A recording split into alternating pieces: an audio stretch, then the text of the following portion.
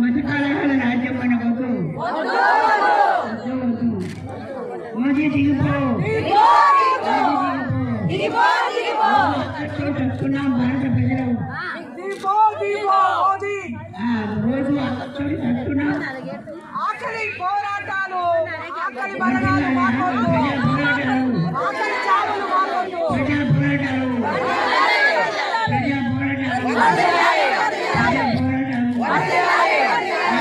వ్యవస్థను కూడగొట్టిన నిజాం రాజునే కూడగొట్టిన తెలంగాణ ఇది. కాబట్టి తెలంగాణ పోరాటం వర్తిల్లాలి. తెలంగాణ పోరాట వారసత్వం కావాలి. తెలంగాణ పోరాట వారసత్వం కావాలి. కొనసాగిస్తాం తెలంగాణ పోరాట వారసత్వాన్ని. పోరాటంలో పాల్గొన్న వాళ్ళు సామాజికమని పేరు పెట్టలేదు. ఎర్ర జెండా ఎత్తింది మాదిగ మైసయ్య కొట్టకూడదు. తాటి చెట్టు మీద తాటి గీత గీస్తున్నటువంటి గౌళ్ళైనా మోకు మెడకేసుకొని ఎర్ర జెండా ఎంబడి జెండా పట్టుకొని ఎర్ర జెండాకి ఎక్కడ ప్రమాదం వచ్చిందంటే అక్కడికి జెండా కదిలిండు. అలాంటే కాదు గొర్రెల కాస్తున్న గొల్లాయన. ఆ గొల్లాయన ఎవరు? కడివెండి కొమరయ్య. కడివెండి కొమరయ్య భూమి కోసం ఇంటింటికి సంకన బుట్ట పెట్టుకొని ఇంటింటికి మైల బట్టలు ఉతికి బిడ్డలకు కూడు దారక సూర్యాపేటకు వచ్చి కొంగున పావుల చిట్టి సంఘం చిట్టి ఆంధ్ర మహాసభ చిట్టి కొంగున కట్టుకొని వచ్చి సాకలైనమ్మ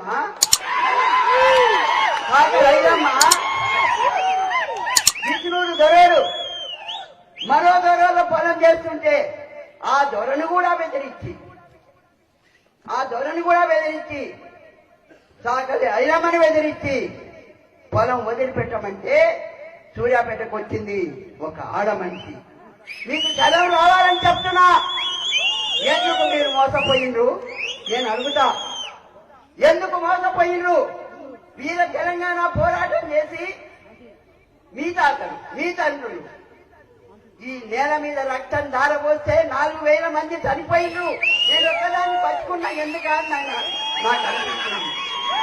నేను ఆ 4,000 వీరుల తరపు నుంచి మిమ్మల్ని అడుగుతున్నా, ఎందుకు మోసపోయిండ్రు? ఆ కేసీఆర్ చేసిన ఉద్యమం ఎందుకు మోసపోయిండ్రు?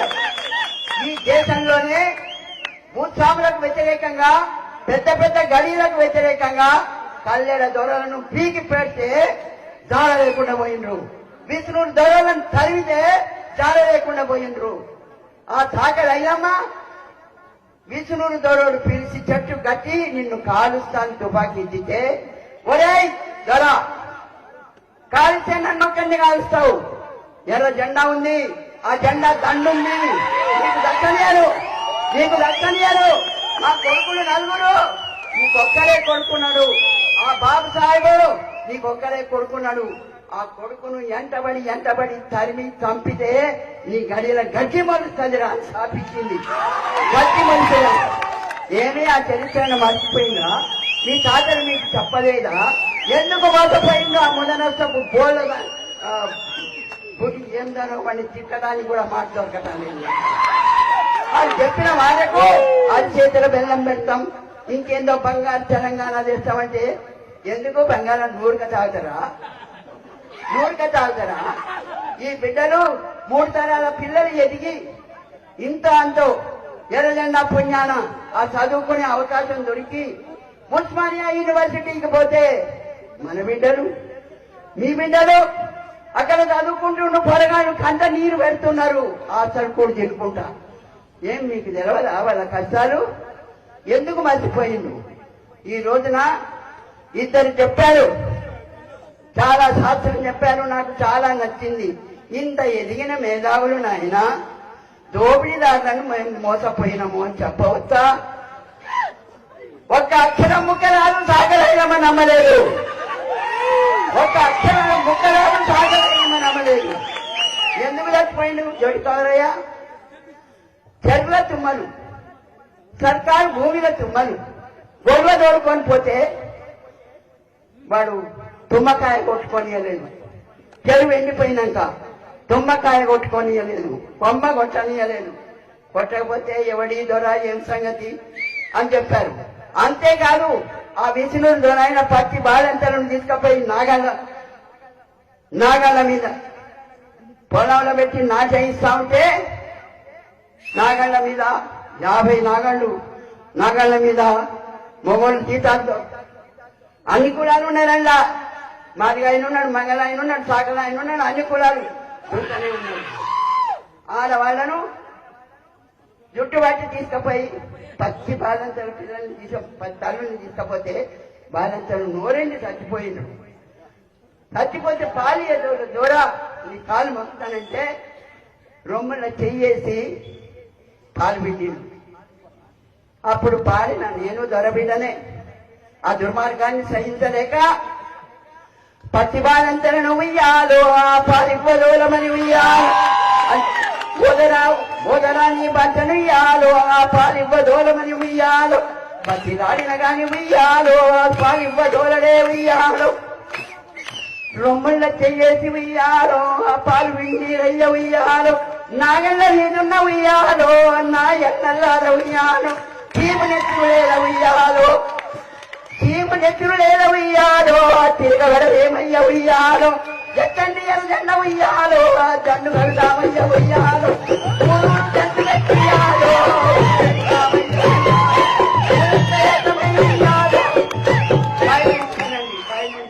మన సోమన్న పాడుతుంటే పాపం మీరు వినకపోతే ఆయన బాధపడ్డాడు. మీరు వినాలి, మీకు సెలవు కావాలి, మీకు సెలవు కావాలి, నీకు సెలవు వచ్చి తిరగబడాలి. నేను చెప్తున్నది అందుకు, నేను వచ్చింది ఇందుకు.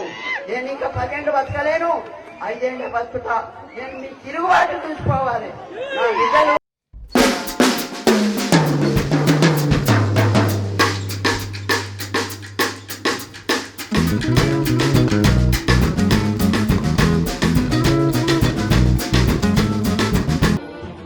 వీరవనిత తెలంగాణ సాయుధ పోరాట యోధురాలు, స్వాతంత్ర సమర యోధురాలు కామ్రేడ్ మల్లు స్వరాజ్యం గారు ఈ సాయంత్రం 7:30 గంటలకు అనారోగ్యంతో చికిత్స పొందుతూ కేర్ ఆసుపత్రిలో తుదిశ్వాస విడిచారు. వారికి సిపిఎం పార్టీ నల్లగొండ జిల్లా కమిటీ వైపున ఘనమైన నివాళులర్పిస్తున్నాం. వారి కుటుంబానికి ప్రగాఢమైన సానుభూతిని తెలియజేస్తున్నాం. మల్లు స్వరాజ్యం గారు 16-17 సంవత్సరాల వయసులోనే తెలంగాణ సాయుధ పోరాటం కొనసాగుతున్న రోజుల్లో వారి కుటుంబంలోని అన్న అయిన భీమిరెడ్డి నరసింహారెడ్డితో ఆ పోరాటంలో ఆయుధాన్ని చేపట్టి పోరాటం జరిగింది. అప్పటి నుంచి ఆమె నేటి వరకు కూడా తెలంగాణలో ఉన్నటువంటి మహిళా లోకానికే కాదు యావత్తు ప్రజానీకానికి కూడా ఒక స్ఫూర్తిదాయకమైన నేతగా ఆమె ఉంటూ వచ్చారు. ఈ మధ్య కాలంలో కూడా ఆమె అనేక బహిరంగ సభల్లో మాట్లాడే సందర్భంలో ఎంతో ఉత్తేజాన్ని కలిగించే విధంగా మాట్లాడుతూ వచ్చారు. ఆమె శాసనసభ్యురాలుగా 2 సార్లు తుంగతుర్తి నియోజకవర్గం నుంచి గెలవడం జరిగింది. ఆ తర్వాత పార్లమెంటు సభ్యురాలుగా కూడా నల్లగొండ మిర్యాలగూడ పార్లమెంటు నుంచి పోటీ చేసి అతి కొద్ది ఓట్ల తేడాతో ఓడిపోవడం అనేది జరిగింది. ఈమె ఘనమైనటువంటి చరిత్ర కలిగినటువంటి మహిళా నాయకురాలు.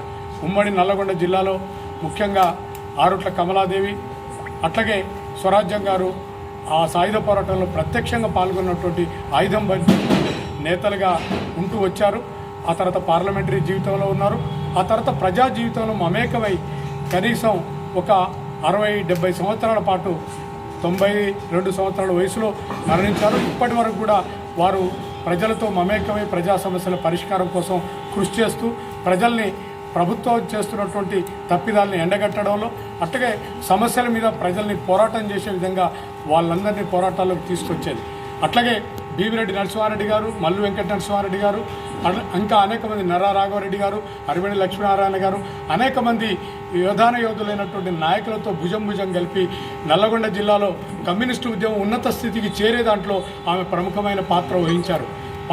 ఎమర్జెన్సీ తర్వాత 1978లో ముగ్గురు ఎమ్మెల్యేలు సిపిఎం పార్టీ నుంచి ఎన్నిక కావడం జరిగింది. ఒంటరిగానే పోరాటం చేసి ఆ రోజు గెలవడం జరిగింది. అందులో ఆమె కూడా ఒక నాయకురాలుగా ఎమ్మెల్యేగా ఎన్నికైనారు. అందుకే ప్రజా సమస్యల పరిష్కారంలో అట్లాగే పోరాటాల్లో గొప్ప పాత్ర వహించి ప్రజలకు అనేక రకాలుగా ఉత్తేజాన్ని ఇచ్చి ఆ పోరాటాలను ముందుకు తీసుకుపోవడంలో ఆ పాత్ర ఎనలేనిది. అందుకే ఆమెకు ఘనమైన నివాళులు అర్పిస్తున్నాం.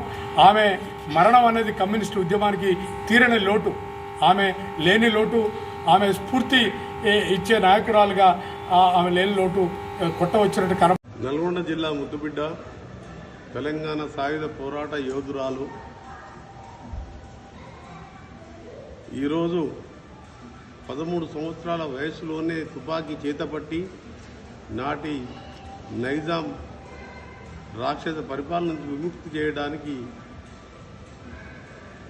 1931లో పోరాటం మొదలుపెట్టిన ఉక్కు మహిళ.